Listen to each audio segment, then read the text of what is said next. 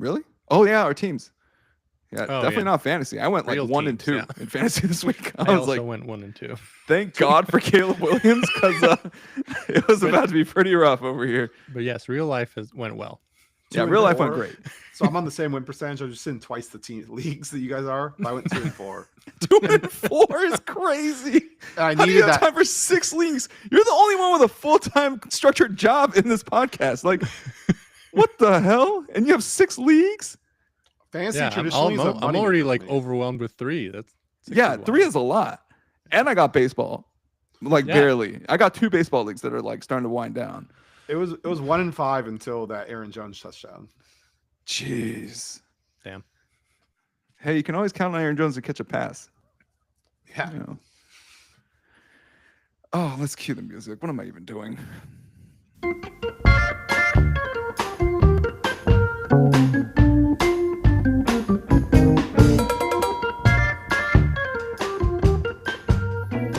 Welcome, one and all, to another edition of Everyone Hates Us, a podcast dedicated to the art of winning and the beautiful sport of baseball and football. A lot of football today. Sorry. We just started the NFL season.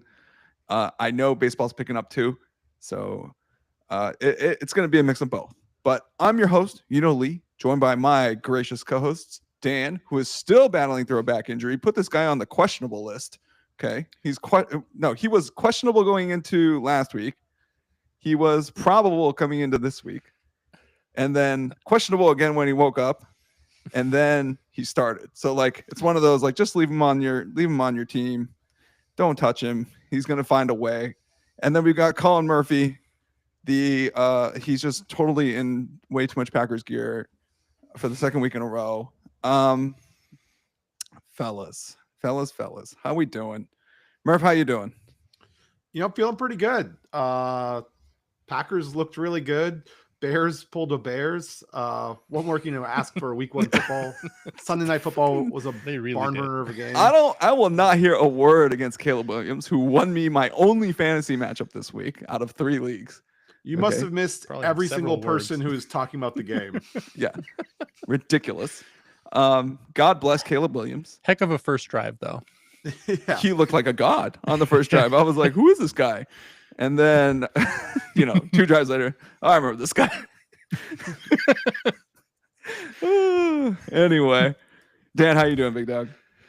Doing pretty well. Yeah, it was a good weekend. Dodgers couldn't stop losing no hitters, but what can you do? At least Jesus. Packers won. Oh, you're right. I forgot Christ. to bring that up. That was the Oh best my! part. We That could was have the gone second the best part whole of the episode weekend. without bringing that shit up. I was, how angry I was? Like, Eunice was just kind of like looking at me from the side of her eye, kind of angry. Like, I was that angry. She was just like, "Damn, I never seen my husband like this." Like, she was like, "What the hell is going on?" I was so mad because I wanted it for Yoshinobu Yamamoto so bad. I wanted it for him so bad. Like, this guy he's had some DeGromian run support this year. DeGromian. Like, Yeah. if his run support was an ERA, he'd be a Cy Young contender. Okay, like that is how bad his run support has been this year. And you just hate to see it. And then finally, the one game where you think he doesn't need it, and then not only does he blow it off just a fluky ass fucking hanger, okay, but fluky, and then we lose the fucking game. Like, I was so mad. Like, legit, I told Eunice, I'm like, Eunice, I can't talk about baseball for the next 2 days. Eunice, who is one of the most understanding, patient, and baseball-loving wives that a man can possibly have. And she's just like, yeah, baby, it's not a good idea to talk to my husband about this game. Like, I was in conniptions. Like, it was bad. So I think Stark said it was literally like the only time a team had lost a no hitter with 2 outs to a home run and then lost the game. Like the first time that's happened. Like that level of turnaround.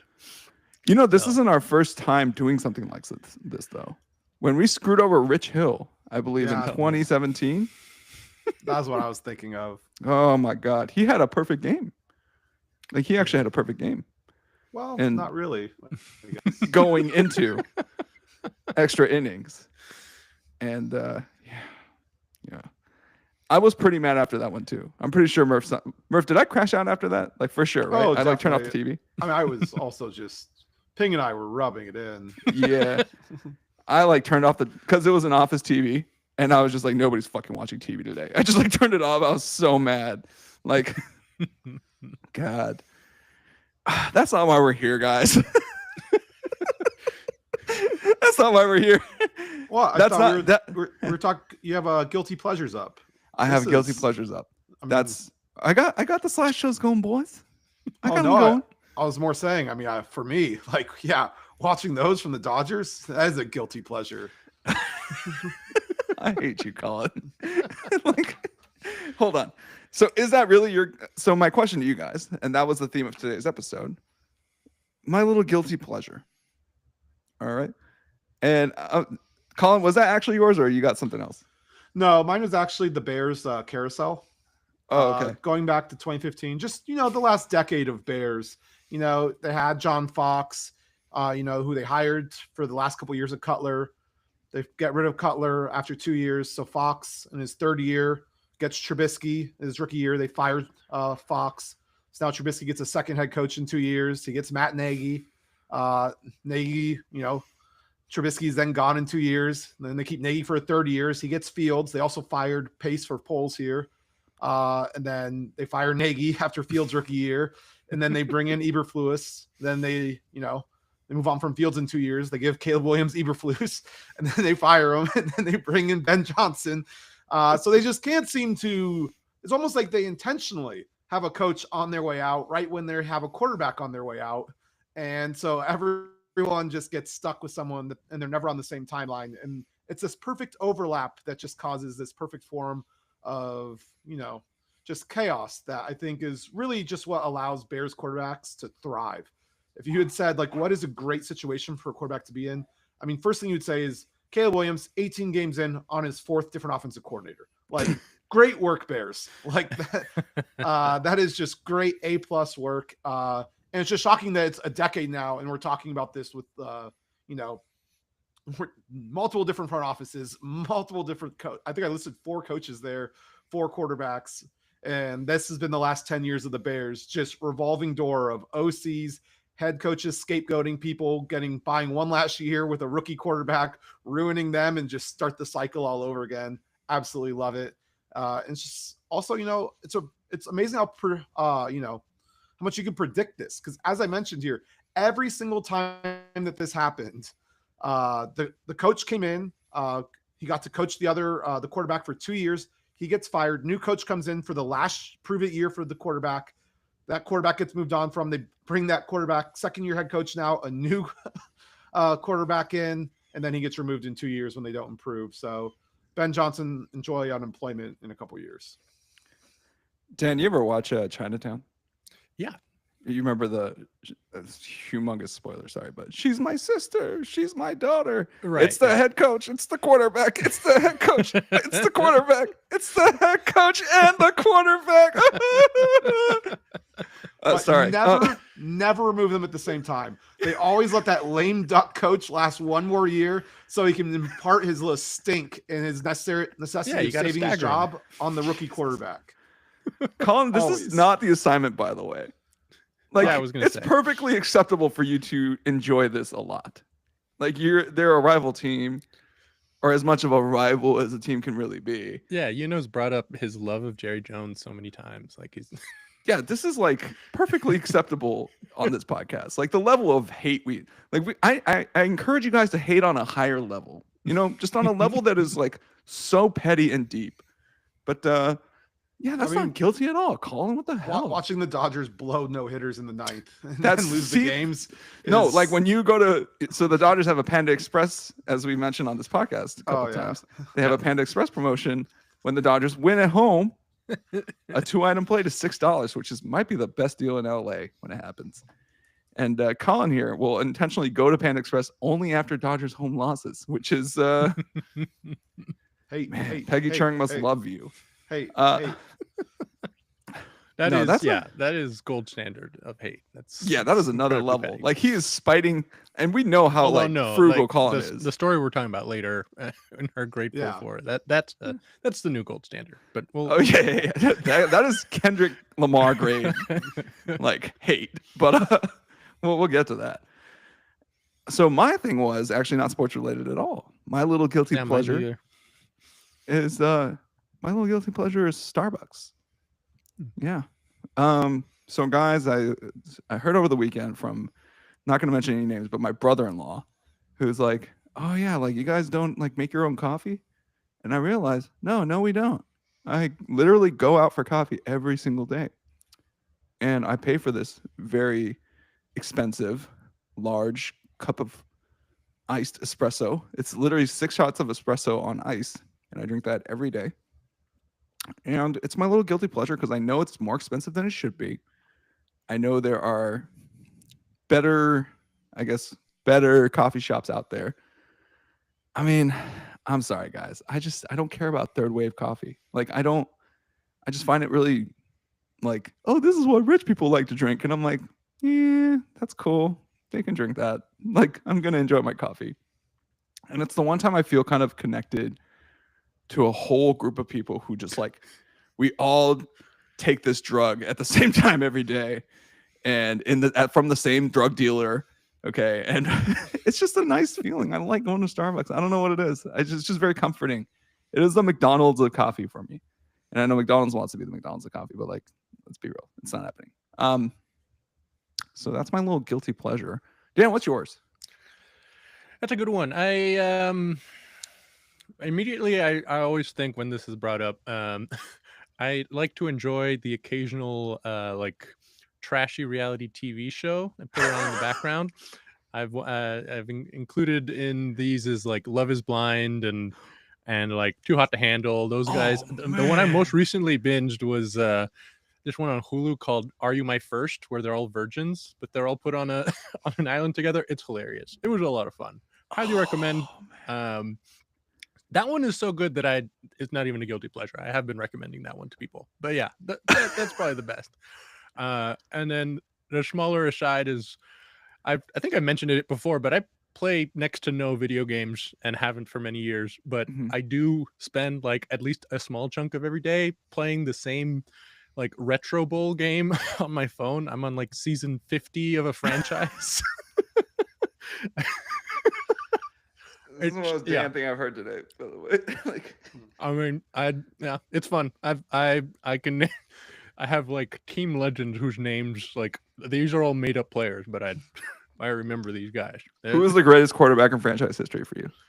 Oh, his name's Abbott. I forget his first name, but yeah, Abbott. Right now we are on the Tucker Kilgore era, so I've moved on. Shout out Abbott. Hope you don't fire the head coach before you fire Tucker Kilgore, or you trade Tucker Kilgore. I think we've won like 30 straight Super Bowls or something. Oh my God. It's great. You guys are like the Chiefs. Yep. Yeah. Oh man. Well, not the Chiefs, but let's talk about some Ravens. And one of the reasons that made me think of this was, all right, guys, raise your hand, everyone who thought Derrick Henry was finally going to be old this year. Like, he's finally going to get old and it's over and party's up, guys. Derrick Henry is not a first-round running back anymore. Raise your hand if you thought that. Anybody? No, I thought just me. Wouldn't be as great as last year, but yeah. I mean, that was going to be tough anyway, right? Yeah. Like, yeah. But yeah, I didn't think he'd fall off. And then week 1, he didn't, guys. Like, well, till that fourth quarter. So we're not even going to talk about that part yet. He had 169 yards rushing, 2 tutties. He looked unstoppable. Yeah, he was just running like he was by himself, like he was going out for a jog around the block. I was just like, is somebody going to tackle this guy? And so, of course, in the fourth quarter, somebody did. And Derrick Henry, I want to say it's not a guilty pleasure of mine to see players fail, but this guy, I drafted him the 1 year he got injured. And he has been terrorizing me ever since because I refused to pick him up. I'm like, you're too tall. You're gonna get like it's a lower extremity injury waiting to happen. You're too damn tall. Little I didn't know he has tree trunks for calves and orcas for fucking quads. So that's what he does. And he fumbled the ball, and I took a perverse amount of pleasure in this. It ended up flipping the game. And this poor guy. What was the guilty pleasure part of this? But that was the guilty pleasure. It was like, funny. Yeah, I'm enjoying this way more than I should. You all know my favorite Derrick Henry stat. What was it? He's in his 10th year in the NFL. Yeah, it was like, over 10,000 yards rushing. He's been a very successful pro quarter running back. He still has fewer rushing yards than he did in high school. I believe that. That's why. How many people do you think quit football and are really happy to watch him fumble now that just got straight bullied by this absolute wrecking ball of a man? I can imagine trying to tackle Derrick Henry in high school. Yeah, that's. Imagine you have like 12 games in high school and 11 different players that have to try to tackle this guy per game. That's 132 players times 4. Man. Yeah. Yeah. So there's at least, there are hundreds. They're probably still feeling it. Like, anytime they see it on the screen, it's just like automatic. Like, yeah. Like they're watching the game with their dads and they're just being like, see, dad? See? Fucking John Lynch couldn't tackle this guy. Just watch. And that's kind of where we're at, right? And so he was incredible for most of the game.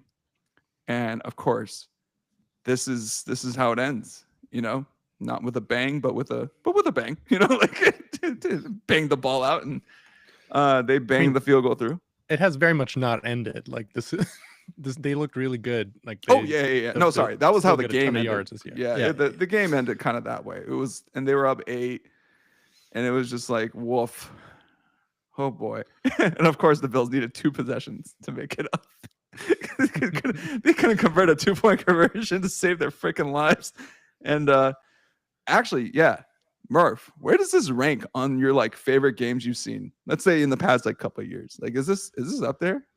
Yeah, so like, I mean, when you sent this out, like originally, I was thinking the best game I remember seeing in person was the 2017 Rodgers comeback against the Cowboys.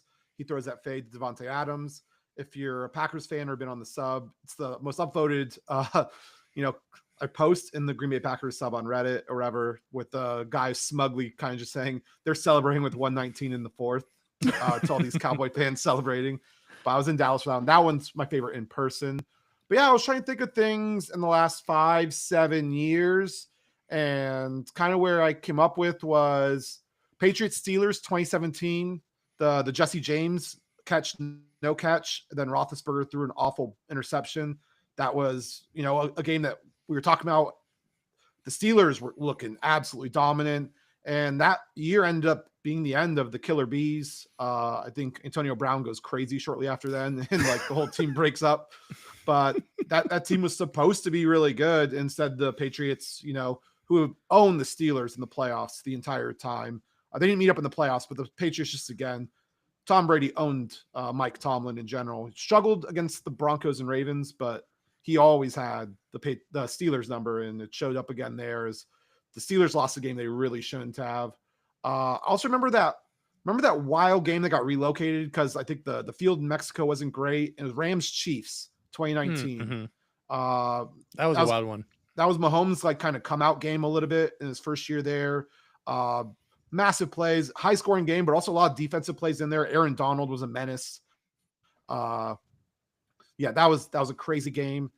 2019, also the final week of the season. Just as a Packers fan, especially, I remember this one. It was Niners Seahawks because I just knew there was no way we were going to beat the Niners.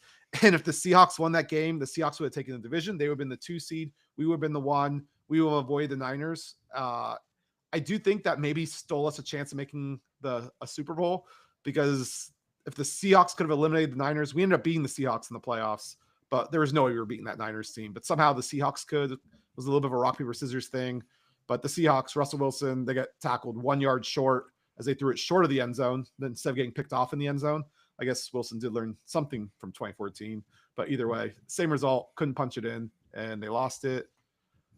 I thought Chiefs Bengals last year was a massive, massive game. I mean, you still had the Burrowhead comments from Bengals fans, going down there. I believe he's still the only quarterback in the AFC that has a winning record against Mahomes, just 3-2 now. But especially them blowing it on that fourth down. I think that just kind of encapsulated how the Bengals found ways to lose games last year and the Chiefs found ways to pull shit out of their ass. And that trend held after that game. And I had Chiefs Lions last year, I thought was another big one where it felt like the Lions coming out party on the national stage.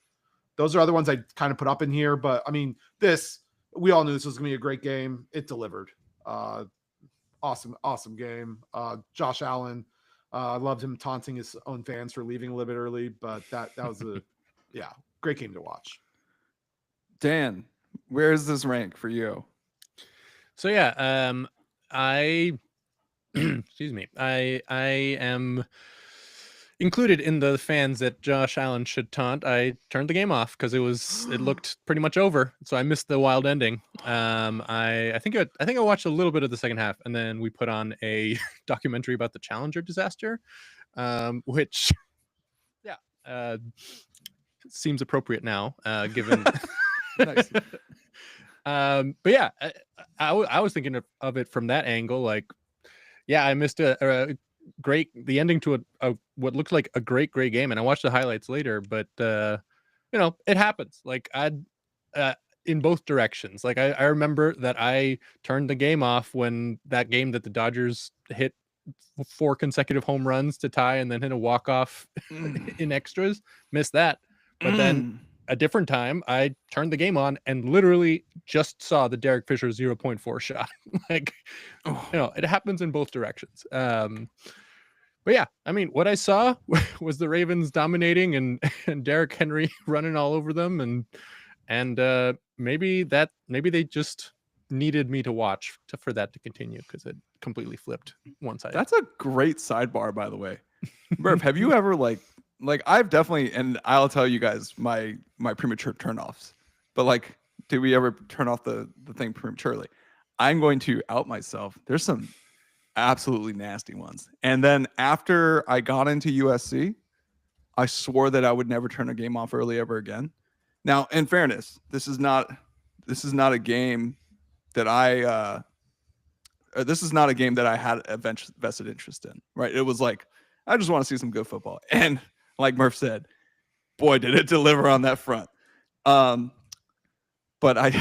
you guys, I'm pretty much going to destroy my credibility forever now. Here we go. Okay. 2000 NBA Western Conference Finals, Game 7. Okay. I turned it off. We were down 15. I was like, fuck. Like that was every Laker fan's, that's where their head went. Because if you guys recall, the year before we lost to the champions in the San Antonio Spurs. I think it was like Terry Porter who was like, the phone shut down for the last time. I was just like, fuck you. Sorry. That was an F-up I needed. And then the year before that was Karl Malone and the Jazz and the Kobe air balls. And, it was just like, God. So I was kind of like 2-3 years of pent up, like, when is Shaq going to deliver? And so I just turned off the damn TV. And I found out this is before the internet. So I'm finding out the internet was in its infancy. I don't think we had it yet. And so I found out on the newspaper in the morning. I was like, oh no, what? We won? I was like, we're going to the finals? What the fuck? I was like, no, we missed it. Oh my God. I just pouted. Like, I think I went to my room and I cried. Like, I was so emotional about that game because you guys don't understand. That team was my life. Okay. Like as a kid who, like, his parents divorced when he was like pretty young and his dad wasn't around a lot. And that was like the last thing I remember doing with my dad was like watching Laker games. It was very emotional for me. So I was way too invested. So boom, turned it off. All right. Fast forward.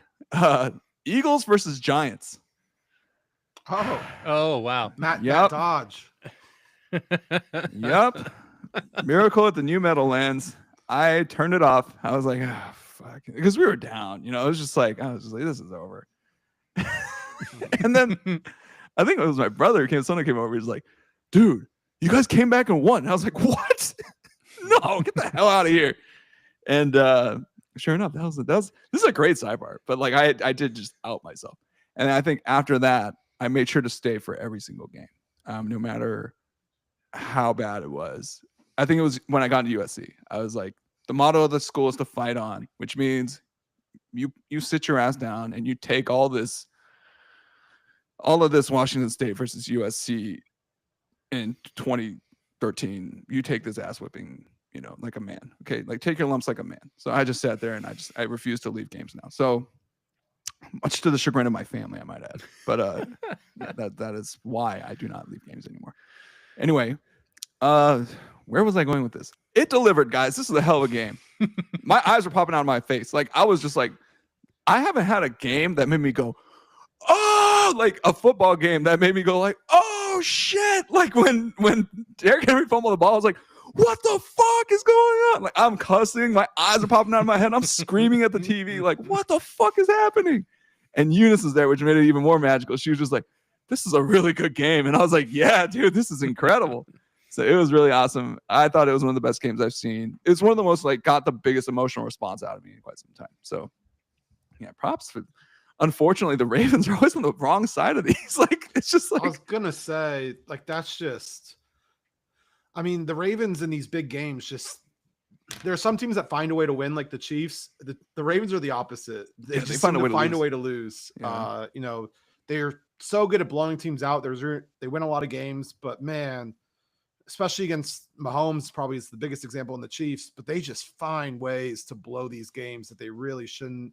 Isaiah Likely's leg last year, Mark Andrews with the drop against the Bills. Like there's just so many examples of the Ravens losing games just like this. And it's always like a good player too. I mean, Lamar's had his fair struggles in the playoffs as well, but that's I think probably the biggest problem is like when we normally collapsed is like guys like Bostic doing weird stuff or whatever. This is like they're all pro players like seem to capitulate at times. I just find that to be a lot more frustrating than watching like Kevin King get burnt deep again or watching Eric Walden get confused by another RPO with Kaepernick. Like it's different when it's Derrick Henry, Lamar Jackson, Mark Andrews are the ones that are literally dropping the ball for you. It's like guys have no business doing this or doing this. Yeah. Well, we have a visitor today. We have just somebody who's tuning in, and I want to stay on the night football games and turn our attention to the great pillow fight that happened yesterday on Monday Night Football between the Chicago Bears and the Minnesota Vikings. Guys, you are both NFC North people. You are both avowed Green Bay Packers homers. Allow me to make a case for one. I'm objective. And one Jonathan James McCarthy. Okay, I'm going to go ahead and just come out and say I was very optimistic on the Vikings' chances coming into this year, and I thought that Kevin O'Connell, being Kevin O'Connell, will be the great quarterback whisperer. I will tell you that after the first half, I had fired so many disgusted messages to everybody. I was like, why was I optimistic about this guy? Like, he sucks. Like, holy hell. I think I texted to Clint, like, JJ McCarthy he looks that way, he throws that way on like another level. Like, he's just staring you down. Like, hey, it's coming. And the other thing he does is he holds the ball like a loaf of bread. Like, and when he dips it, and he dips the ball. And I hate that. And I was just like, what? Hi, Dave. And so I was like, what the hell are you doing? He definitely did telegraph the pick six. He telegraphed all the way. Oh my Lord. So badly. Yeah. I mean, telegraphed as in like 19th century telegraph. Yeah. Okay. Like it's coming right there. Send it here. Tell them. So it was awful. And then he just turned into a very capable game manager. And I was like, oh, wow.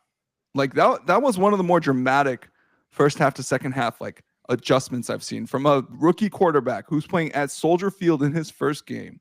Okay. The Bears fans brimming with that confidence and optimism that you only see in the first 2 weeks of the season.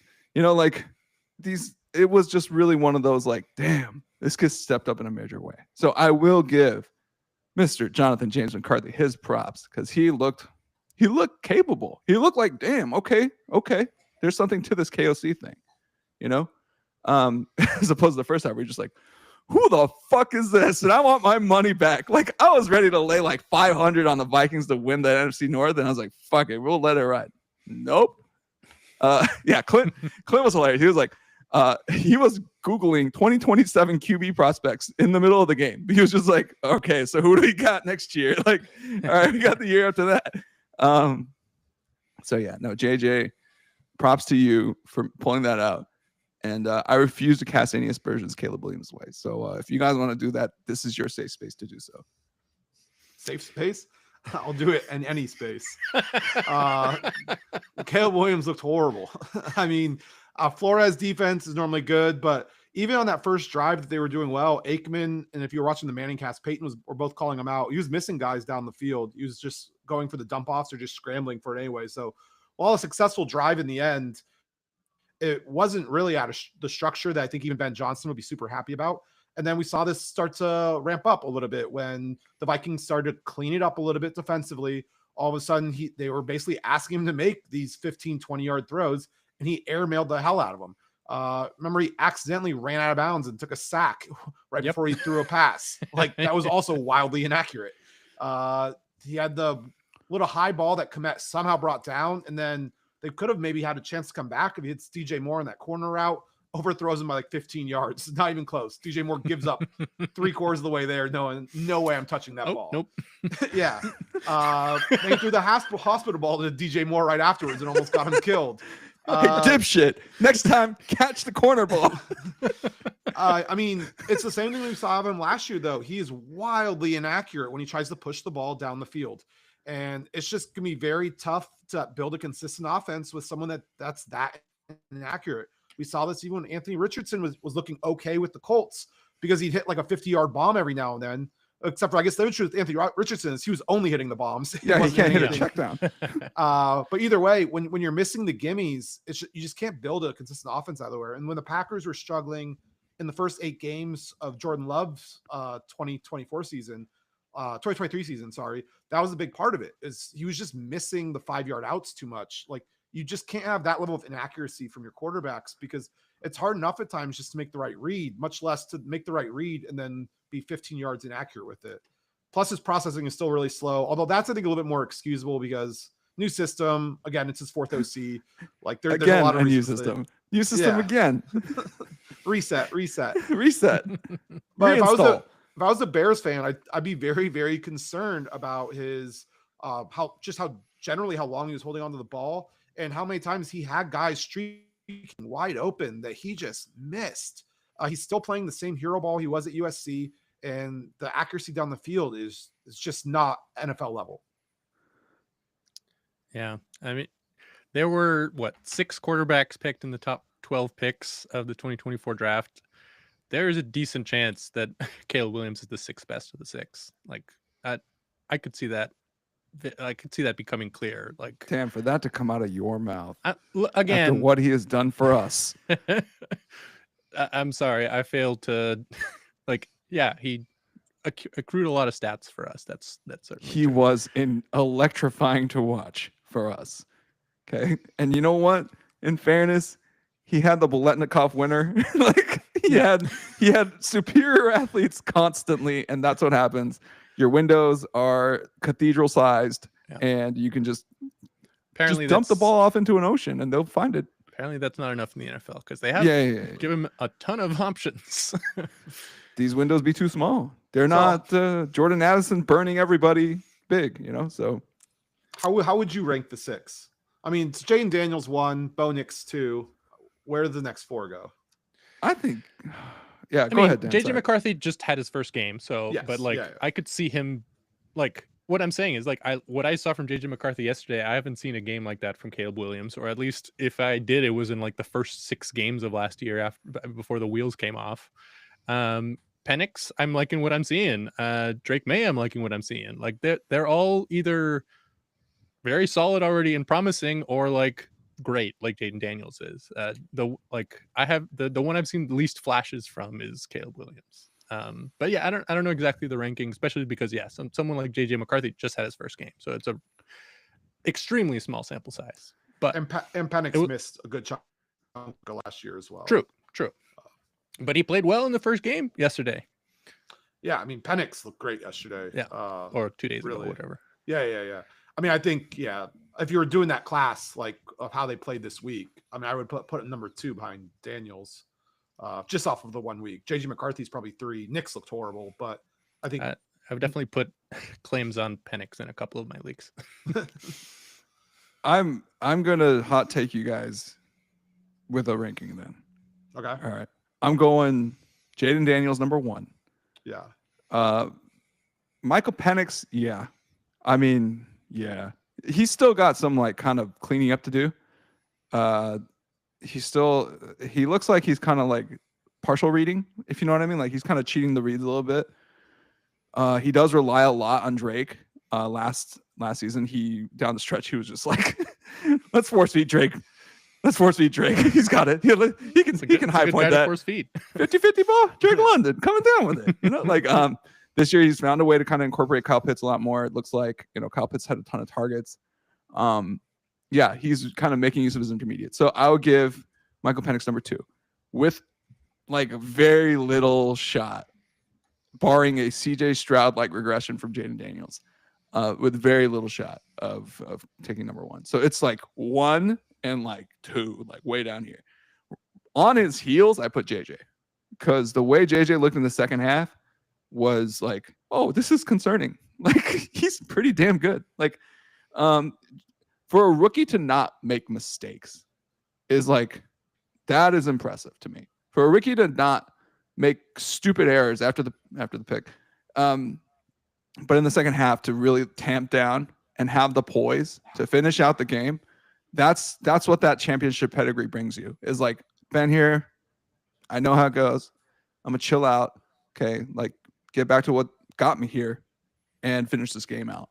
And I thought that was super impressive. I'm big on like mental stuff for quarterbacks. When I was evaluating for SC, I was kind of more like, because everybody was asking me about the quarterback race at SC, and I was like, man, I got to learn how to evaluate quarterbacks. I think the mental thing matters a lot. I think that's why Cody Kessler won it over Max Wittick that year when I was covering it. Just the ability to, hey, if it's not there, don't make something if you can't, and that's what JJ McCarthy was yesterday. And then I'll put Bo Nix, just because, this guy is either going to be great or awful. There's very little in between. Like he's either going to be pretty damn good or holy shit. Like brings that veteran experience that a lot of rookies can't. They're all old. Jaden Daniels and Penix are the same age, and Caleb Williams was in there for a bit. Like, I like the only young one in the group. I think, I could see Bo Nix having like a very solid, being a very solid NFL quarterback for the next 10 plus years. Like, he could be a top 15 QB for a while. So I'll give him that. Yeah, top half QB for sure. But I think the ceiling on JJ is like top 10 QB even. If this is where he's at right now, it's pretty good. I think the ceiling on Michael Penix Jr. is potentially in that cracking the top 5 as we go down the road here. But he is on the older side. He does have the experience on his side. And then I put Caleb. Yeah. I really like Drake May's ceiling too. That's part of what. You know what? Yeah, I had Drake May and Caleb kind of neck and neck, and it's like, and to be fair, these are some pretty good QBs. Like there have been worse classes than this. Okay, many worse classes. I mean, we were surprised at the time that like there was this many QBs in the first round. Like both the Penix picks and the Bo Nix pick were like reaches based on what the predicted draft boards were before, but they both look really good. Like they both, turns out, good job scouting those guys. I think Penix was more like, thank God he's not Kirk Cousins, but sorry, Kirk. But those COVID seniors that just stuck around college for so long, I think it made that year of college football a lot of fun. And you could definitely see even last year, the quarterback play was just so much worse, especially amongst the top teams compared to what we had the year before. Yeah, but a lot to like and all these guys. So props to JJ for pulling it out in that final game. Yeah, or in that final game of the week. That's a tall order for your first game is Monday night at Soldier Field, and you just threw a pick six. You're having the worst day ever, bro. And then figure it out. That shows guts to me, and I think that's why I give him the bump. Yeah, it wasn't even. It was the fourth quarter. Like they hadn't done anything through the third. All of a sudden, 3 touchdowns. 21 in the fourth. Yeah, I'm just like, fuck it, gotta score. But yeah, it looked great. Like that, genuinely. But yeah, like I said, like this is his only game. So we're judging based off of one game. But true. Yeah, I mean, against and game. By the way, it bears mentioning a very depleted Bears secondary. So banged up. Come on. Also, another fun fact of quarterbacks drafted in the 2023 draft, Caleb Williams has now played 3 of them, and he is 0-3. Yep. Don't you put that on my boy. Okay. They got him a real O-line this year. They got him some wide receivers. I'm just bringing up facts. They shipped out Keenan Allen just to, it's like, Keenan, you're not going to get your end of career numbers here. You need another to go offensive player in the top 10. Yeah, he's an embarrassment of riches. That's what I'll give Bears credit for. I'll give the Bears credit for that. They have surrounded him with so much talent. This is an ideal situation. And then they went and got Joe Thuney last year, or this offseason. The running game doesn't look so good anymore. Swift. Yeah, but how many tossbacks to DeAndre Swift can you do in a single game? Drink every time DeAndre Swift has to catch the ball. They have first rounders and established stars like DJ Moore, Rona Duzier. They have guys through and through. Yes, maybe a mid running back if that's what we're. Yeah, but yeah, if you're saying Caleb needs a good running, and then they drafted Colson Loveland. On top of Cole Kmet, who's also solid, who's also good. Yeah. Luther Burden. They picked another wide receiver in the third or something. Olamide Zacchaeus. Yeah. If he needs more help, then you're saying he's not the guy because no one should need more help than what he's been given. I will give the Bears credit. They have plausible deniability now. They have really pushed it to the point where it's just guys. Ben Johnson. Even if Ben can't Johnson make it work this year. Then that's At least by midseason, we should have a picture of who he really is. And if yesterday was any indication, it's not looking good, guys. Yeah. Not a good start. Not a good start. Well, it was a good first drive. It was great for me, who was up against DJ Moore with Caleb Williams in hand. And when he missed DJ Moore on that corner route, I did a fist pump that might have knocked somebody out. It was, I was fired up. That saved me too. Yeah. Do you know who's up next for the Bears? No. Oh, Ben Johnson's return to Detroit. Yeah. Wow. Damn. You NFC North guys like to kind of saber rattle early, huh? I see. Look at this. That's 2 back-to-back division matchups. Damn. I mean, it's probably my favorite division in football this year. So I think it's us or the West. The AFC North is also fun. AFC West, the AFC West, just the coaches there. That's just absurd. Harbaugh, Reed, Pete Carroll, and Sean Payton. That's up there for one of the best quartets of coaches a division's ever had. Got to give him credit. Yeah, for sure. All right. Well, another game happened. From the last game of the week to the first game of the season. All right, guys, it's time to play football priests. All right, football priests, and we'll call this baseball priests when we do it for baseball. We're going to take an element of controversy and try to predict what way the football gods / baseball gods are leaning, which team comes out on top according to football god or the football gods. And this is to say basically kind of karmic who comes out on top. So in the first game of the season, before the first snap of the season, all right, Dak Prescott spat first. Okay, he spat on the ground towards Jalen Carter, and then Jalen Carter decides to spit back, and he hit Dak on the chest with the spittle. Not great. Jalen Carter gets ejected from the game immediately for unsportsmanlike conduct, and he misses basically the entire game. He doesn't play a single snap, has to sit in the locker room, and he has come out and apologized, promised his teammates he wouldn't do it again. A little bit of weirdness that came out after that brought attention to the fact that Dak might have spit first, or did spit first, but didn't actually spit on Jalen. was the fact that Dak was actually addressing in the press conference questions about his spitting. And so I was the surprised. national media had already picked that up. Oh, had they really? They showed it in the middle or late third quarter, I believe. Okay. Yeah. So that's kind of that's the part that I kind of missed because I was like, oh, what the heck? Like he spit first? Because at first I was like, Jalen, you freaking idiot. You know, like and I was texting with I think Carol's husband, who Alex is like a huge Cowboys fan. He was texting me before the game. And he's like, that was disgusting.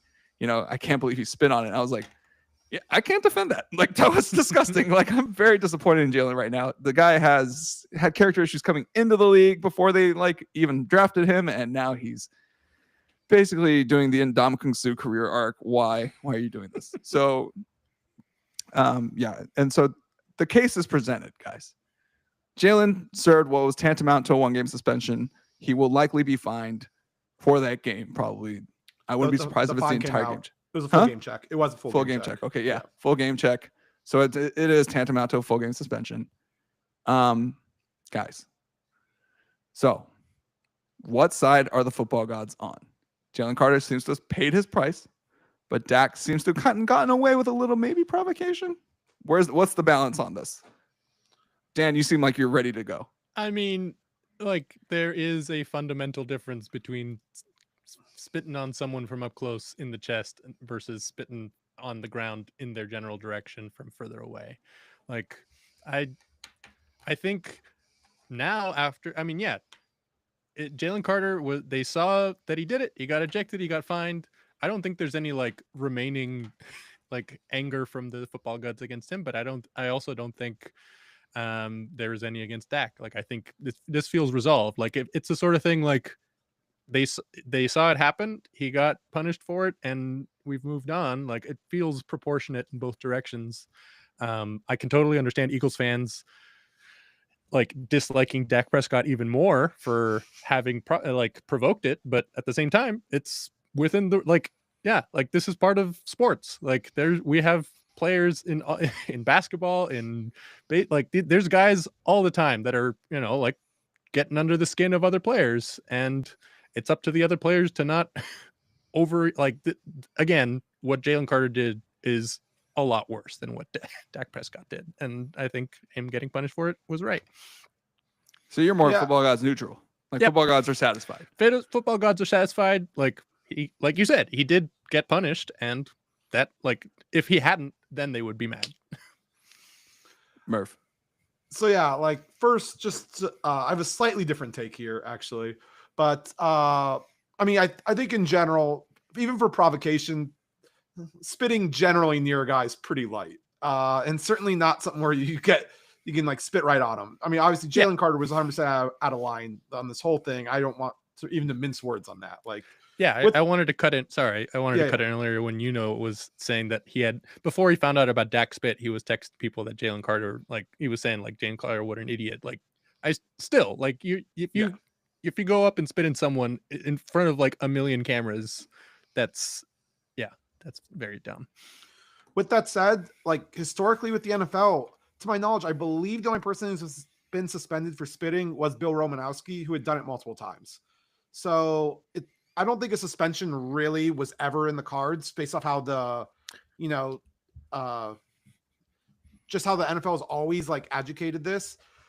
They did technically, though, with the game check, they did claim this was a suspension. And so that's a weird designation the NFL came out with. Jalen Carter elected not to appeal, and he's just ready to start week 2. That's how he lost the whole game check.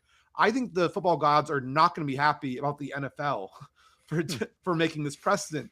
Essentially, because the game had already started. This isn't a pregame thing where I think that would have been an okay precedent to set. The kickoff happened. A play occurred. Is the precedent the NFL is literally setting here is as long as you haven't played a snap, you haven't played in the game, and so an ejection means that that's a 1-game suspension. Because I think it's a ridiculous precedent that they're setting here with this. The game had started. If you're going to suspend him, you should suspend him for another game. Which I don't think spitting deserves a suspension, but it seems like they're trying to leave themselves open to that as a possibility. And I think that this little mini precedent that they've tried to set here by calling the ejection a suspension is going to bite the NFL in the ass. There's going to be a corner case here that's going to make them look biased or stupid and hypocritical. just as the NFL typically does. And Yeah. I think this is an awful like thing. They could even gone the college football route, where depending on what half the infraction occurred in, does a suspension carry over for a half or something? Like, I think that would have been like more acceptable. But this whole, if you get ejected before you've played an official snap, it doesn't count as a, like, it counts as that ejection means is really a suspension. It is a ridiculous precedent, in my opinion, to set. And I think the NFL, the football gods are going to punish the NFL for this like idiocy.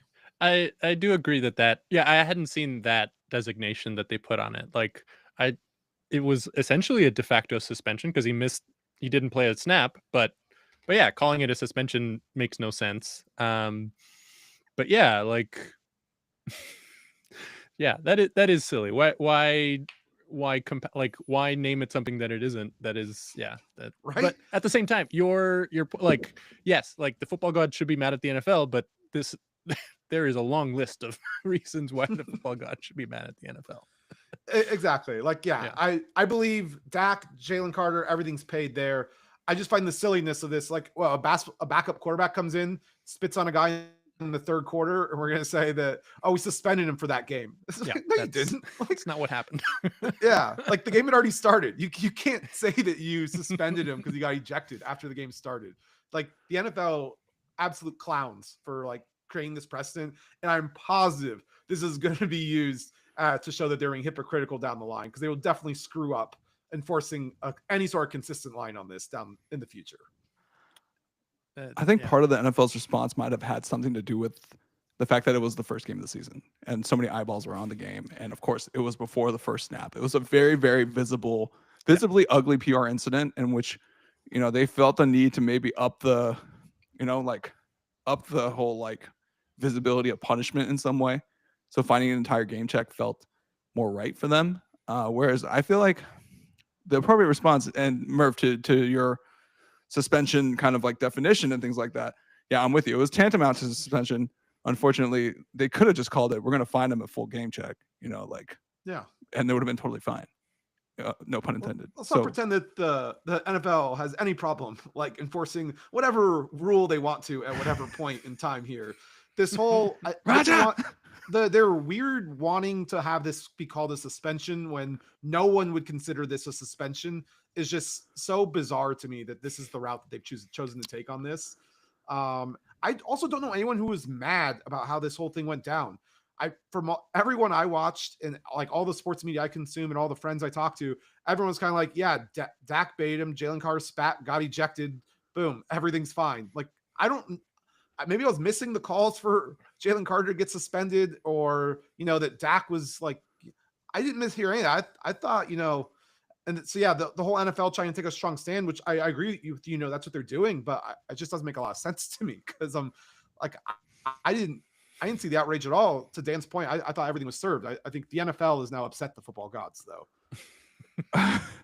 Yeah, you know who was upset about this? Javonte Williams owners, who didn't know that the entire left side A and B gaps are going to be completely wide open for the rest of the game. Like, if I knew that, I would have started his ass, right? Like, no, all joking aside, yeah, I'm with you on Merv. Thanks for bringing a fresh take. I like that. The NFL, as we all know, is consistently pissing off the football gods. Yes. Speaking of pissing off the football gods, it's the SEC, boys. The Florida Gators found a way to lose this past weekend in what should have been a spicy tune-up game. Unfortunately, it turned into a spicy tuna gas station sushi incident. This was really bad for the Florida Gators. This was they're ranked number 13 coming into this game, and then they lost to USF 18-16. Colin, what the hell just happened here? Like, why did this? What? I mean, I think since Trask, Florida has absolutely just had a quarterback problem the last several years, and they just continue to underachieve because of this. Emory Jones led the SEC interceptions. Then they had Anthony Richardson, who wasn't even that good in college, somehow got taken by the Colts super early. But this year they're starting DJ Lagway, who had 12 touchdowns and 9 picks last year. And this isn't a mobile guy. He ran for like 90 yards last year. He had a pretty unremarkable game again today. 1 touchdown, 1 pick. Definition check down Charlie there on 3rd down was 4 for 12. High completion percentage, mid yards. I mean, they only put up 16 points against South Florida. And don't get me wrong, South Florida's a good team. They absolutely curb stomped a ranked Boise State team in week 1. They just, got another feather here by beating out the Gators. Props them on their scheduling, though, because they're also going at Miami here this weekend. So South Florida, starting the year, 3 ranked teams, although it only looks like 1 now because the fact that they keep beating these teams, they keep getting unranked. Slaying the Dragons. The disrespect. But I mean, this is obviously great for, USF. This is great for the American Conference. You got to think if a 1-loss South Florida team finds its way through something, that they'll get rewarded with a playoff shot due to this absolute gauntlet they played in the non-con, and especially going into the swamp, like winning on the road like that's impressive. And so, yeah, don't want to take anything from South Florida. Their defenses look great all year, but more and more Florida underachieving with poor quarterback play, especially for a program of the standard that they're at. It's just kind of surprising they just can't seem to figure out that position. The school of Tim Tebow needs their quarterback, Jesus. Dan, any college football takeaways from this week? I mean, I did want to say that I do think that USF has a good chance of making the playoff and has a chance of having the best finish since the 2017 national champs UCF. Why are there so many goddamn schools in Florida? That's for as stupid as that state is. Like the fact that they have so many goddamn schools. Oh god, just going the whole state. It's just dumb. Sorry, man. I mean, kind of. Yeah. Save for a small tip there. I'm not really impressed with Florida. Yeah. I have friends from Florida, and I tell them all the time that you think they're stupid. For moving back, yeah. What are you doing? Have you never heard of hurricane insurance? It's going to cost you a fortune. I don't know if LA people should be making those jokes now that fire insurance is getting canceled. Oh, no, it's been canceled. Fire insurance has been canceled for a long time here. They don't care about us. Okay. Yeah, California. Home of second homes. Moving on. Speaking of California, we're back in LA, boys. All righty. The NBA Board of Governors meetings are this week. We had the big emergency episode to talk about this. Guys, have you seen a more prolific Balmer washing? He was right there. Of any fucking situation in sports than what ESPN is doing for Steve Ballmer right now? Is this like not the most like egregious? Like this is so bad, guys. Like, what is going on? Like, it's and am I overstating this? Like, Murph? I don't think so. No. I mean, the True Hoop podcast is embarrassing, like awful. We all knew Ramona Shelburne was going to do that puff piece. Pablo even called it like before that even happened. Which not surprising to anyone. The one thing that drives me nuts with the ESPN puff pieces is they keep trying to act like this is going to be like some like federal like felony conviction, and like that's the burden of proof that's need to be done. It's absolutely not. Like, yeah. First off, this isn't even what's it called? Civil court. Like, this is all going to handle through arbitration. You can set whatever rules basically you want on this. And as we've seen with the NFL, NBA before, you don't even need to listen to the arbitrator if the other agreed parties are mad enough. So again, like acting like they have to have this like little memo line of Ballmer saying money for Kawhi, like, or KL2 to prove this is absolutely like just, they're totally missing the plot on this. Like, this is not the level of rigorousness that needs to be done to prove that circumventing the cap was being done. In fact, even in the CBA bylaws or whatever, which for some reason, even Bobby Marks or whatever, who's normally pretty good at a lot of the CBA and front office stuff, or totally missed the ball on this one, is that like even just paying someone an endorsement that's above market rate can be viewed as circumventing the cap, especially like with aspirations ties to the Clippers at the time. That link is basically already provided. You don't really need much else by the league's own rules for them to punish Ballmer for this. Now, obviously, how much they want to have precedent on an allegation here, considering a lot of team partners probably have deals with guys, nothing probably to this scale, because Ballmer's obviously richer than all of them by a solid margin. I think his net worth is more than the whole NBA. Yep. But I just kind of along those lines of people, they're fundamentally just way overblowing like the burden of proof that is needed here. And I just feel like I'm taking crazy pills listening to these guys, like all just kind of like, oh no, well there's some gaps and stuff, wherever. I don't know if it's like, no, that's not what's needed at all. You guys are insane. And if you think the small market owners who push so hard for a second apron are going to let this flagrant violation of what would be revenue sharing money and luxury tax money that gets shuffled back to them, if you think they're going to let this slide and basically allow the second apron to be toothless, you got another thing coming. This is literally millions redirected to them. That's being stolen from them is how they're going to view it. Even taking away the competitiveness aspects of it that allow basically the Lakers, Clippers, and Warriors to be able to buy up whatever they want. So yeah, the ESPN thing, it's wild to me. I even think Zach Lowe's been like a little bit kind of missing the plot with this a little bit as well. But yeah, the media around this has been absolutely crazy. I will say SVP, I think, has been pretty neutral though, of the ESPN guys. I do end up watching him a lot late at night. What a place to land. I'm going to insert myself here a little bit with a little CBA update. So to Murph's point, it's in the CBA bylaws that you can actually prove this by direct or circumstantial evidence. In fact, Section 2D of the NBA CBA plainly states a violation of Section 2A or 2B above regarding salary cap circumvention may be proven by direct or circumstantial evidence, including but not limited to evidence that a player contract or any term or provision thereof cannot rationally be explained in the absence of conduct violative of Section 2A or 2B. Basically, if it looks like a fish and it smells like a fish, we're hitting you with the fish. All right, like it's sorry guys. And so, which is to say, and this was to give owners broad protection against one another from exactly this happening, like exactly this, and exactly the perpetrator. Who else but Steve, the richest motherfucker in sports? Too. Yeah, and Joe Lacob, right? Yeah, but Steve is like, we're talking an order of magnitude, like just like we said, Steve could buy the whole damn NBA if he felt like it. Yeah, and so. And still be a multi-billionaire. And still be worth $100 billion. You know, like, yikes, right? Like, and so, oh boy, not great. Dan, like, how are you? Have you been flipped? Like, have you drank the Kool-Aid? Are you doing the Mark Cuban jig now, or what's going on?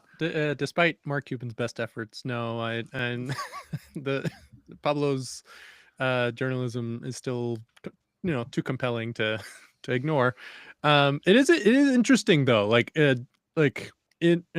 not to get too into the weeds of the late stage capitalism, but this is one of the rare moments where a billionaire might actually get punished significantly for circumventing money rules and actually actually having consequences for blatant disregard for the rules. And I mean, it is happening when he takes money away from 29 other millionaires and billionaires, but still, it's nice to see. And it's also explains a lot to me, the response by something like ESPN, which we said, yeah, Steve Ballmer could buy the NBA. Steve Ballmer could buy ESPN several times over.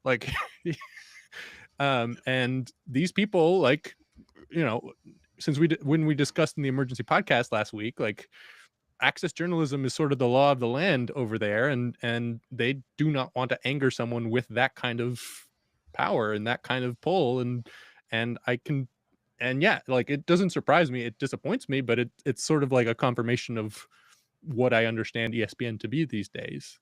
And it's fascinating. To promote this anti-late stage capitalism push that this pod will be making for many, many weeks into the future, I'm sure. If this is the moment it takes for people to realize that individuals have way too much goddamn money in this country to where entire institutions, things that we grew up watching, have to kowtow to a single person, it seems a little crazy, guys. Like, I think at that point you kind of do question the fairness of the whole game. You question the fairness of the NBA. You question the fairness of what's being reported, of what you see and hear.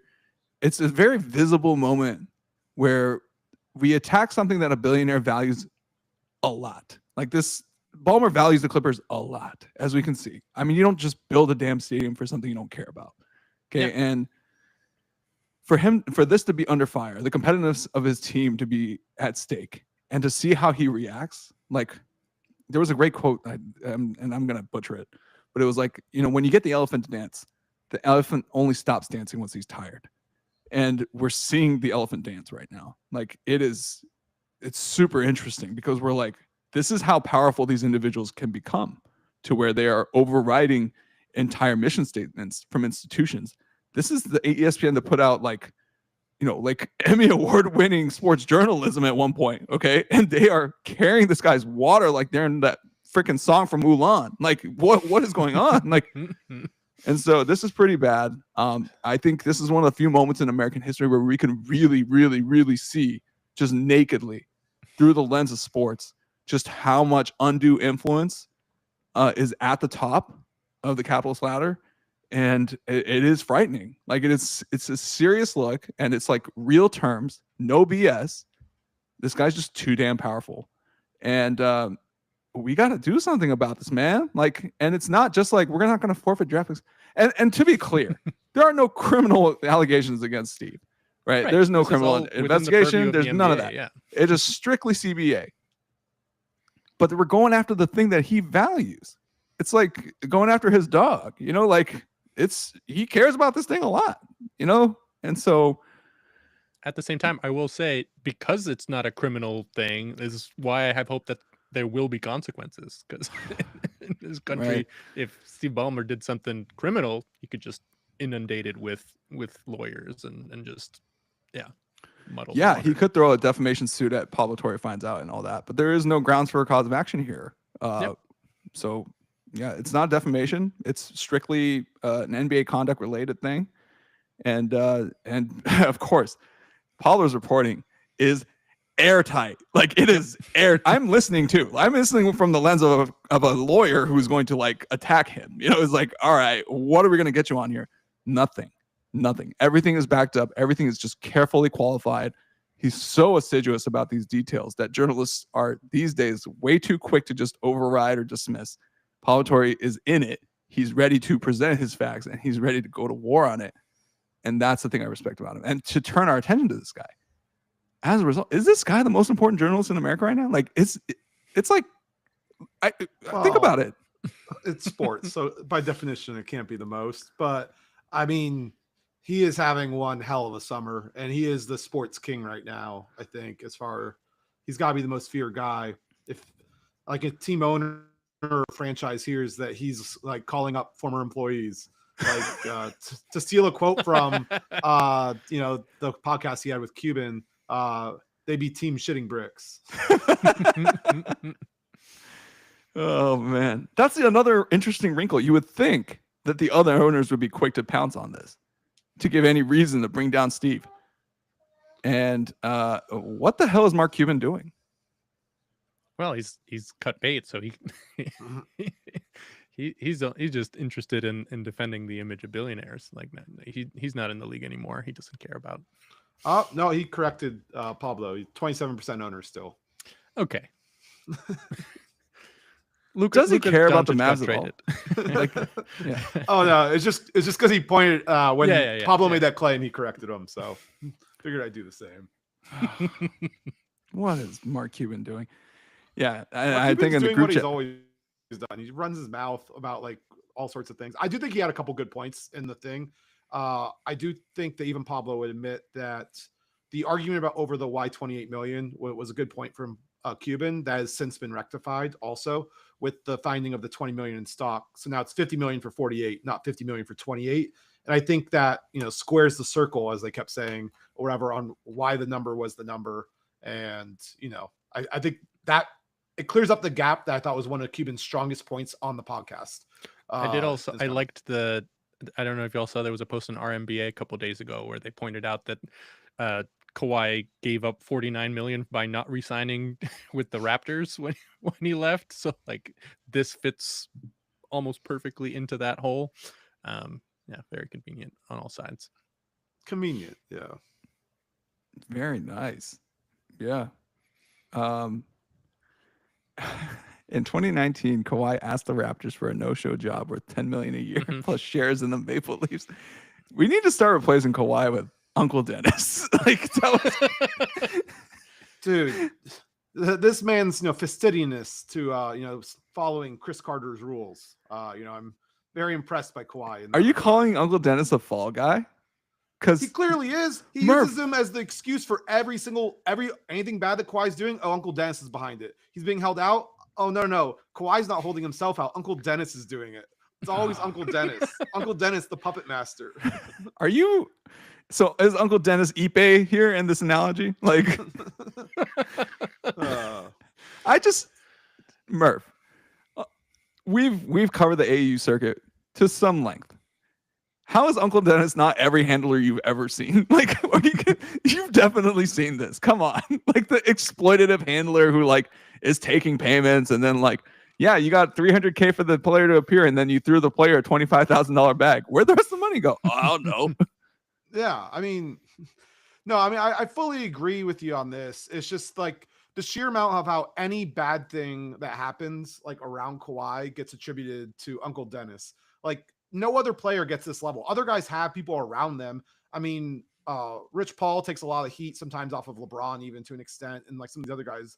But like, there's never been, in my opinion, like just this handler that's so well known, and anything bad that Kawhi does, it's all this Uncle Dennis person. It's like historians or whatever blaming everything on Livy. No, he asked for wildly impermissible benefits, like wildly. Like it was like making the rounds in NBA circles. Like, yeah. And at the same time, like Kawhi is still in all the headlines. Like it's he's still getting his fair share of heat. It still says Kawhi. It's his contract that might get voided.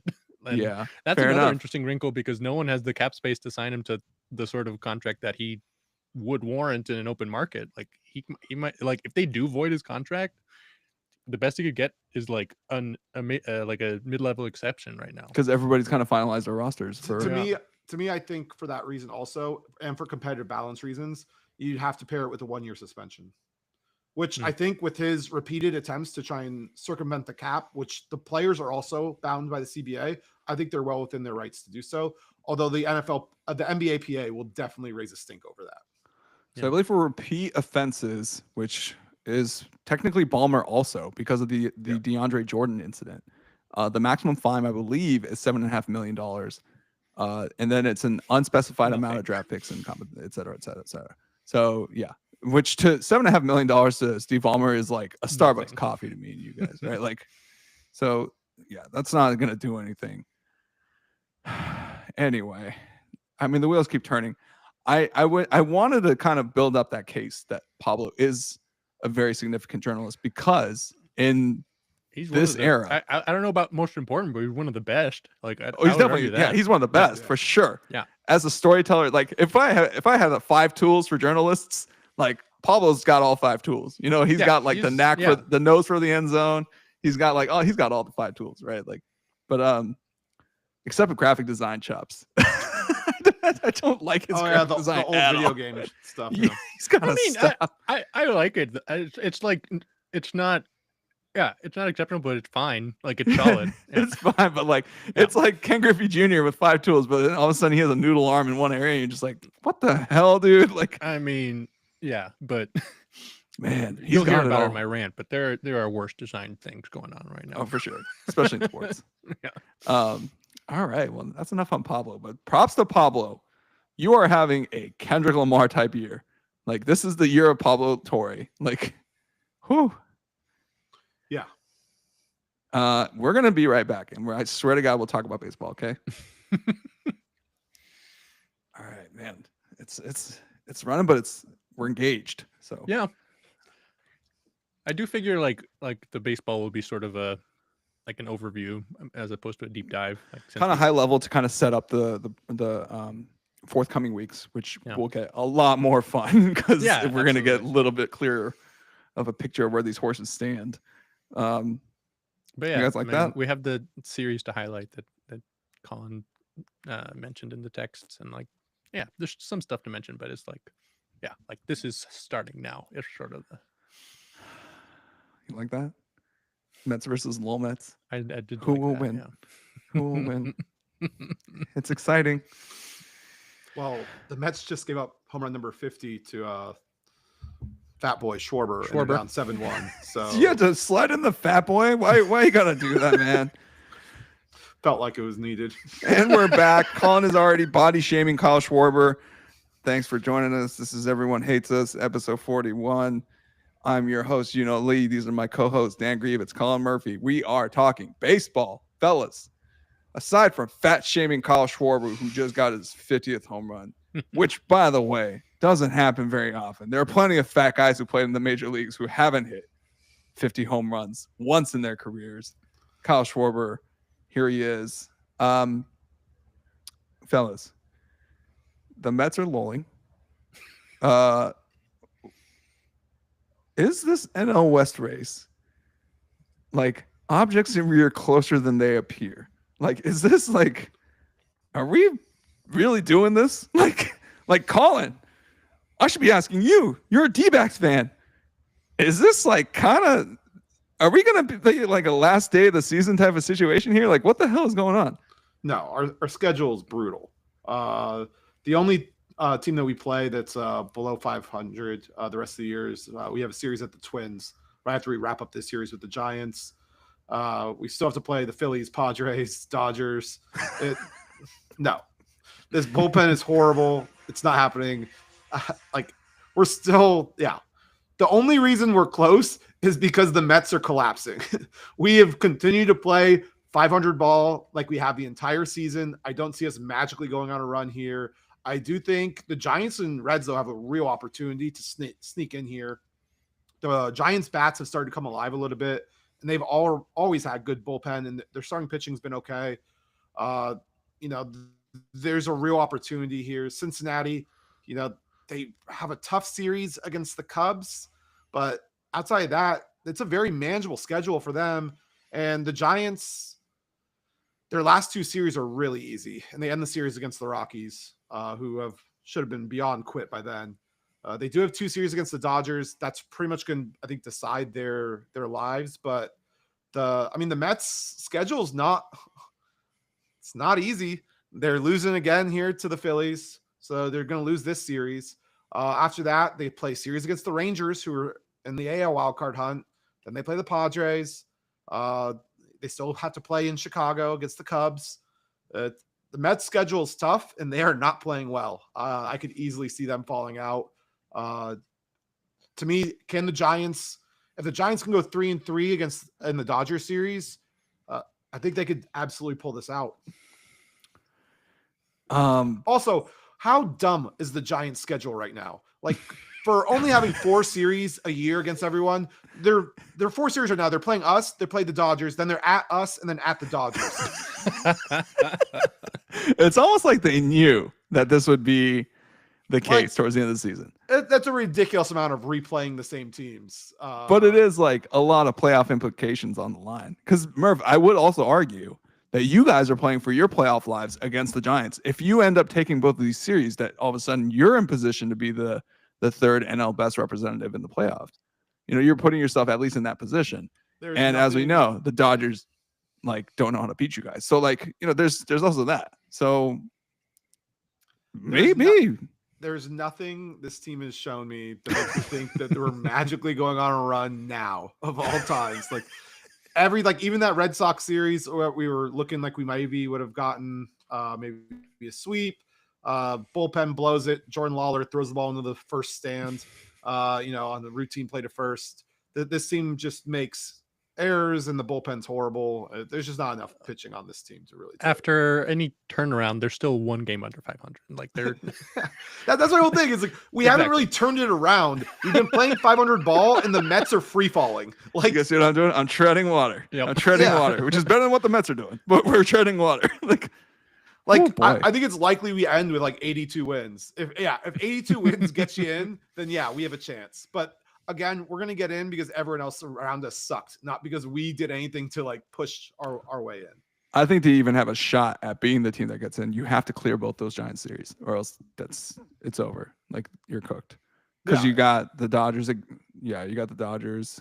This is a tough out. And with how well the Giants are playing, that's hard to Yeah. envision. The Gaints are gaining. Like I mean, I was looking at players to add to try and like have a last second comeback in fantasy, and like most of the guys I signed were Giants just because they're all hot right now. Like Gaints, more Gaints. The team needs more Gaints. Yeah.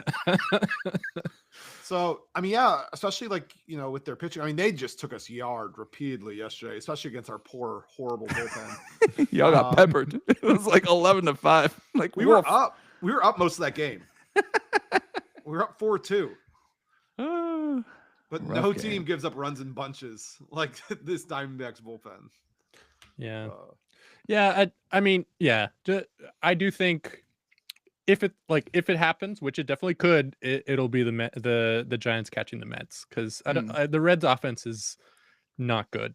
Like the pitching is good, but I don't think they're like it would take a collapse by the Giants. Like if any team is gonna make up this lead, which is not that, what is it, 3 games now? Like that I could see happening. The Reds, I don't see them being good enough to make up that lead. But that pitching is dangerous. The it's pitching is good. Dangerous. The pitching is good. The pitching is good. But yeah, like at the same time, not to keep bringing it back to fantasy baseball, but I do whenever a pitcher's playing the Reds, I usually try and target him. Kyle Freeland, come on down. I mean, the schedule though isn't too bad here if they can. I mean, I think they'll do fine. Like I could see, like I just don't see them being better than the Giants. Like I think, that's fair. Yeah, I guess the to Gaints me, are on fire. What I could see is if the Dodgers give the Giants trouble. I mean, they're playing them the same time that they're playing the Athletics. It's not exactly the same caliber that we're here, and I think they're. What are you talking about? A couple it's the exact like same that. caliber. Are you not watching this team? They're practically the same team. So you know, it's just not quite the same. Yeah. I mean, schedule wise, I can see the argument, but I do think, like the Giants look like a playoff team right now. I like the Reds are close to the playoffs, but like, they look like half a team to me. Like I don't buy that offense, but yeah, I mean, they are 4 games out. Like it could happen for sure. It's all sort of close. It's a very muddled group. Yeah. Pick a horse. It's 3. The Mets are not winning this. Like the Mets aren't winning. Damn. It's 7-1. It's like the 7th inning. Today. Yeah. I was like, they're 3 games out. Like, what the hell, man? Yeah. Come on. I think that's what I would say. Yeah. I would just put it in the bag. The Giants are 2.5 out and the Reds are 3. Okay. Yeah. Back. All right. That's all I was saying. Yeah. Okay. But pick a horse. Dan, who's getting in? Giants. Yeah, I mean, I'll just go Mets just because, it's because of my dad and because they are in the lead and they do have a lot of talent. But yeah, it's either Mets or Giants. Ooh, I'm going to go crazy, guys. I'm going to crash out. D-backs. No. D-backs. Just watch. Just watch. Dan, watch them sweep us. Just watch. Just watch. Classic Dodger thing to do. It still wouldn't be enough. We 100% will sweep you guys if we're mathematically eliminated from the playoffs. Okay, I agree with that. Because nothing winning once we've already clinched. Nothing catches fire like D-backs with nothing left. Like, whew. Watch out for them snakes. No step on snake, boys. No step on snake 2.0. All right, let's move on. Guys, do you know what this is? No. Either of them? No. Well, that's Old Henry. On the right is Tim Blake Nelson. Blake Nelson, Old Henry. Do you know who that is? You guys don't know? No. He's pretty famous. Elder? Is that Bryce Elder? No. Dan, you of all people should definitely know. Is that Spencer Strider without a mustache? That is Spencer Strider with no facial hair. I should have guessed that. He looks like a small boy. He looks like, but you're just a kid. Well, You're just a little boy. he's really trying to try things out. I mean, He's trying to fix it. it's been that kind of year for him. You know how bad he is? He's on my fantasy team now. He started on your fantasy team, and now he's on my fantasy team. That's how bad he is. I was very invested in him in both my leagues, and yep, he's cut him loose. Get well soon, as the 520 Club 520 boys say. Get well soon, Spencer Strider, because it's getting dark. Like, you look like a kid. That is very different. That is one of the saddest looking faces I've ever seen. That is, yeah. Oh, He looks that's young. baseball, though. You know, well, sometimes you just gotta, cut your mustache out, see if that's what's doing it. Tim Blake Nelson was my hint. That was my hint. Like, with a mustache, he's a killer. Without a mustache, he's just a kid. All right. Guys, it's time for our favorite segment, Matchups, Gratitude, and Rant, brought to you today by, in this economy, by Kyla Scanlon. Whatever. Anyway, I'll kick us off just because I have a gratitude that is particularly meaningful for me. You guys know it's 9/11 is a couple of days. This is the dang, like we're coming up 24 years, or sorry, 24 years since 9/11. And I mean, we were all alive for that. We all remember where we were when that happened. It was a crazy day. And this guy, Pat Tillman, some of the younger audience might not know who this is, which is crazy to think about. If you guys ever felt really old, now's the time. Pat Tillman basically was a NFL player for the Arizona Cardinals. He was a standout linebacker for the Arizona State Sun Devils, who left his pretty promising career. He was drafted in the 7th round and just came out like a bat out of hell. Racked up like 144 tackles for the Cards as a safety. And then 8 months after 9/11, he basically turned down a contract extension to enlist in the Army Rangers 2nd Battalion, where he wanted to serve the country and do right by America. I think this is, to date, probably he's probably my favorite NFL story as a player, just because how selfless and how crazy that was. Even at the time, people knew it was crazy. The guy was basically a hero. You have to excuse me real quick. Yeah, obviously, I have a lot of family out in Arizona, so like, we've been to because he went to Arizona State, played for the Cardinals. Like, the guy's a Phoenix guy through and through. Just absolutely loved out there, and he's still his jersey's retired by both. Because he was all Pac-12 as well and everything. It was Pac-10 back then, but yeah. Oh yeah. Fair point. Yes. Jersey retired for both franchises. It's pretty cool to see. So Pat, of course, for those who do remember, was part of a very tragic friendly fire incident that took his life in April of 2004. And the reason why he's like one of my favorite stories was because this guy, look at his chin, first of all. He looks like a meme. He looks like the Giga Chad meme. He looks like a jock through and through and like a total meathead. But you would never guess that he was a very thoughtful and intelligent guy. And in his letters to his wife, I believe, he made it very clear that he thought that the U.S. presence in Iraq at the time was illegal. That he thought that the U.S. shouldn't be in Iraq. And he was a very principled guy. So much so that he re-signed with the Cards. Like, he stayed with the Cards and wouldn't switch teams because he wanted to play out his contract out of loyalty. Like, that is unheard of in today's day and age. Like, are you kidding me? Like, what the hell? Jump ship. Like, get your money. He didn't do that. And so I really want to give Pat Tillman his flowers, because there might be a whole generation of kids who have no idea who this guy is. This guy, to me, personifies the American spirit. Like a warrior, scholar, athlete, competitor, just everything great about what this country is. And I know it's a white guy. Okay, sue me. But as white guys go, this guy's about as good as it gets. He died serving the country. Odd qualifier. Huh? Yeah. It's like him and Teddy Roosevelt. Sorry. Odd qualifier. No. I mean, he's as good as it gets for Americans in general. He stood on principle, and I respect it a lot. And to give up money to serve your country because of a horrible attack that happened, to me, that takes guts. And for this guy to be able to do that, I just thought the confluence of the NFL season, 9/11 got me thinking about damn, I really respect this guy.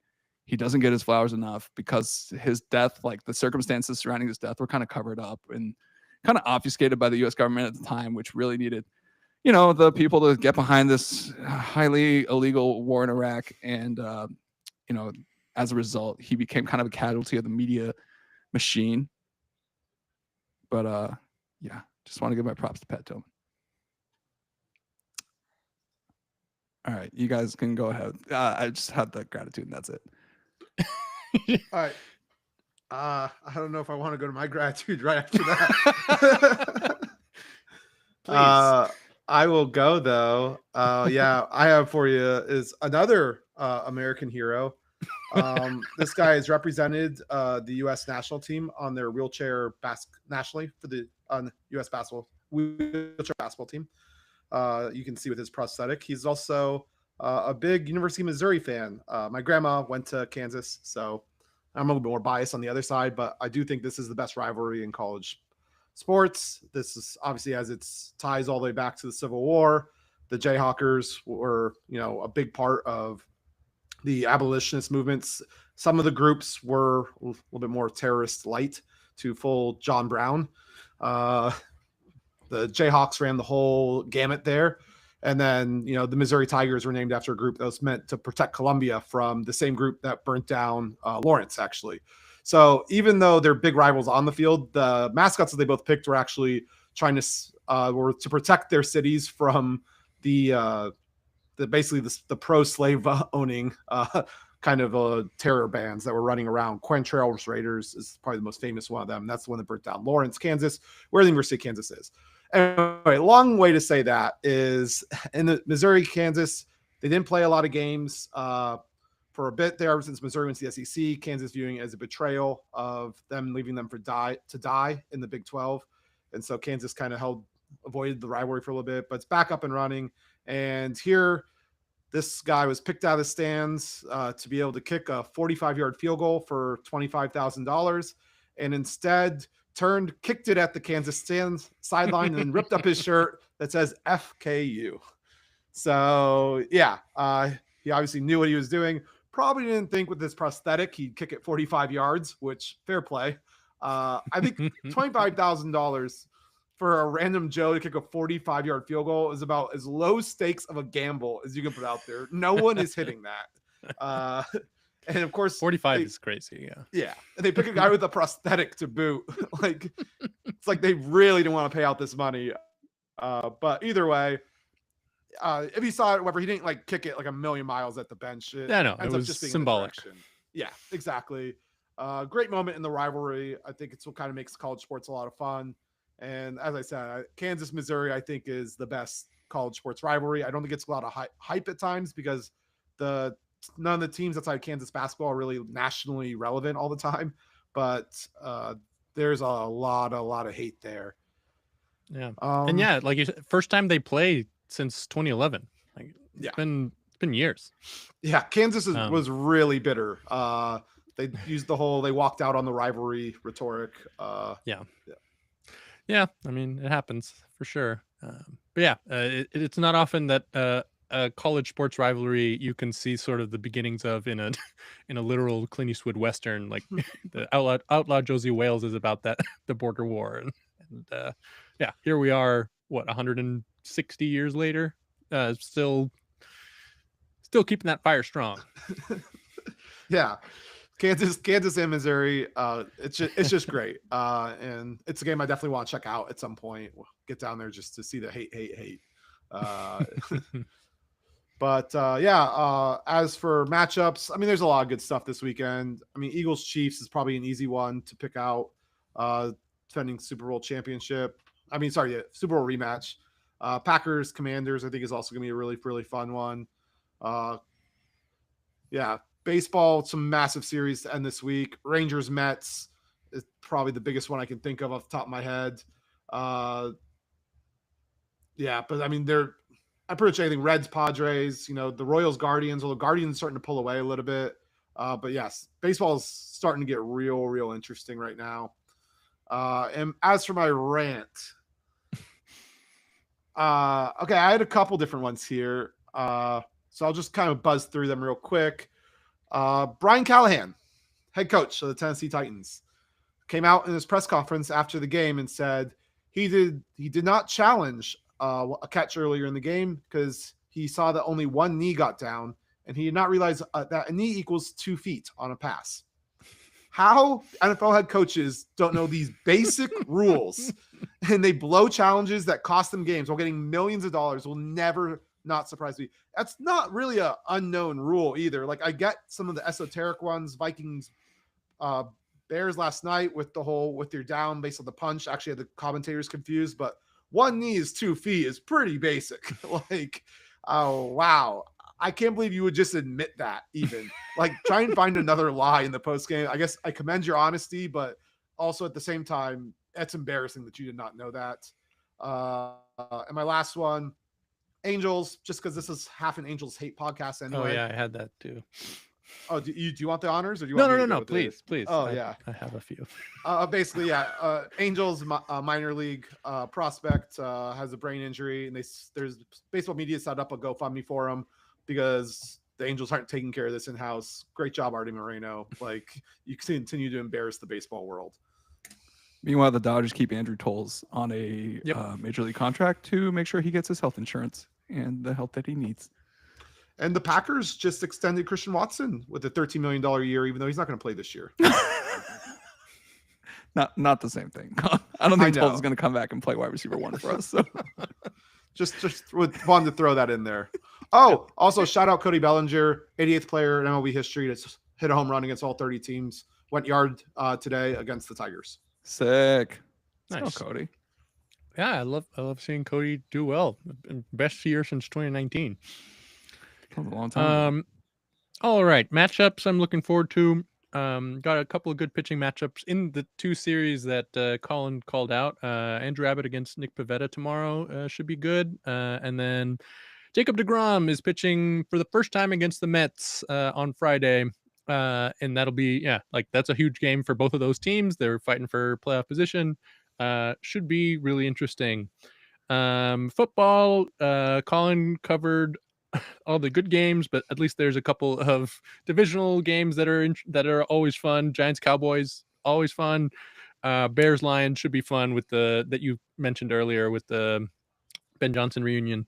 But even more important than that, Champions League starts next Tuesday, so very excited for that. Arsenal's going to Bilbao, and Juve Dortmund are the 2 big ones on Tuesday. I'm grateful for first and foremost this we have it on the screen here, the whole incident with the Karen stealing the ball from the dad who gave home run. This is in Miami. The father was the guy on the left, got the ball, brought it to his son, and they were having a beautiful moment. And then this woman just runs up to them and sort of yells at them that she had the ball originally, even though, everyone knows, like, if the ball goes into the stands, like, you got to secure it. Anyway, game. Yeah, it's a fair fair ball. He gave her the ball just to like diffuse the situation. Shitty. But then the Marlins gave him stuff, the Phillies gave him stuff. I think I saw it today that the kid is getting World Series tickets. Like, they are just, they have more than made up for it. And I just the baseball gods saw what happened and intervened. And I also like the Zapruder level of different angles that have come out for the incident. It is very funny. I'm also thankful for the Eurobasket, which has been really exciting. Finland with Lauri Markkanen just upset Nikola Jokic's Serbia a couple days ago to advance to the round of 8, which quarterfinals. My rant was ready to go about the very shitty new NFL hats, and then I saw the even worse NFL ad that's just rife with AI, and I saw it and it like the visual, like you guys have seen the AI slop that's just all over the internet these days. I saw like a couple of the frames from that commercial. It was literally on mute and I was like, wait a second, that can't be. And I looked it up and there's literally an article on NFL.com, them just like saying like, oh, we've embraced AI to bring fans closer to the game that they love. And it's just it's such a naked like grab at like creating these graphics and not paying actual artists to make this commercial. It looks so shitty, and it's also filled with like TikTok stars and like it's just the most like 2025 like like disheartening encapsulation. I hate it, and it has played during every NFL game that I've seen this year, so it's nice to see that it's just front and center. Is this the float? Yeah. I fucking hate that commercial. Yep. It's so cringy. Full of generative AI. It's so bad. Yeah. Oh my God. And I'm an Eagles fan. Like they talk about us like they remember the Super Bowl win, and I still am angry at this ad at how bad it is. It's the worst. It is the cringiest thing I've ever seen the NFL put out, and that's saying something. This is the league that has given us much cringe over the years. Sometimes I love that one with in the Hall of Fame, like all the NFL like legends, like they're at some dinner and then the ball gets loosed and they just start playing like football. Oh my God, that was incredible. Yeah, that's a great commercial. Like they have great ones sometimes. This is the entire other end of the spectrum. Like, what are we doing? God, that was terrible. Every time that thing comes on, I just get like, I can't believe it's the same company I'm supporting right now. I almost forgot though. Totally different. You brought up Eurobasket. The semifinal matchup, Greece, Turkey. Ooh, nice. Yeah. Have police in the stands. Wow, that one is going to be Giannis versus Sengun. That is going to be the border war. That is that is a hell of a historical rivalry too. This is no longer soft power, fellas. This is that's just a proxy war. Okay, like, whew. Also, you mentioned Finland upset Jokic, Serbia. but but also Georgia beat France. Oh wow, I didn't see that. That's very nice. Shout out to the ATL. Finland, Georgia in the quarterfinals. Go to Tots Day. Germany should have an easy path to the final. Wait, they don't have Ant Edwards, Georgia? Sorry, I'll stop. Making Jokic work during his vacation is crazy. All right, like let this man go back to his horses. This guy's just tired of this. There's more. What the hell is Eurobasket? I do think like he does love Serbia. Like I think this is like the one way to get him. Like I do think he cares about this. And maybe it is a confluence of like a convergence of like his two things he actually like. One is work, and then his love of country like drags work into the slightly more entertaining category. Fine, like, I'll play. All right, I'll do it for country. Yeah, for sure. As long as I'm not doing shit with the Nuggets. Like, no, I love that Jokic is participating. I love that all the stars are in. Like so many stars are sold out for this thing, and it's pretty dope to see it. Oh my God, Ball Karen. God, this bitch. Oh, okay. I mean, everyone obviously hates stereotyping, but when someone told me what happened, this was the exact look. Yep.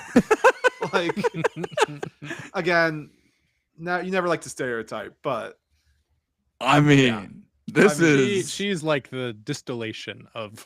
This is like middle. Yeah. Sorry, 94 mile per hour, 4-seam fastball. The platonic ideal of a Karen. Like this is the Karenist Karen. This is the most Karenist of Karens I've seen. And that's the most Karen ass story I've ever heard. Please tell me, Dan, in the Zaprudering of this, like that there wasn't anybody actually supporting the Karen. No, it was uniform. Like there was people from like like everyone around her was booing her, and she was like giving them the finger. Like it was just open hostility from everyone around her. Like Okay, zero support. No, absolutely not. good. I'm glad we could unite America behind Oh, this. And I I heard she forgot had to to leave mention the game early because of it. Like the hate got so much she left early. it was funny. This was at the Marlins Park. Yesterday there was like a thunderstorm in Miami, and a reporter was like, "There's like 500 people here total in the stadium," and to the point that someone on the Phillies hit a home run to the second deck, and there was literally no one sitting there. So like, go get that ball. Like that, it's up for grabs. God damn! I'm glad I got the right photo because that's That's a good one. That's That's one of the later clips that came out. That's the one. All right, guys. Well, we've rounded third, and we're touching home. Fellas, thanks again for joining. What an addition. So we're hoping to do this on a different day or time next week. We'll see. But when we do, we'll be sure to share the link and whatever with our friends. Any parting notes for you guys?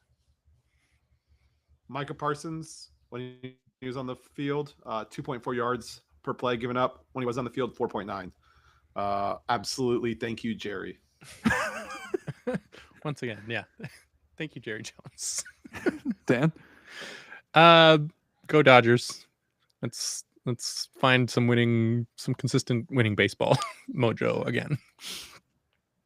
Well, we can wait till the playoffs start.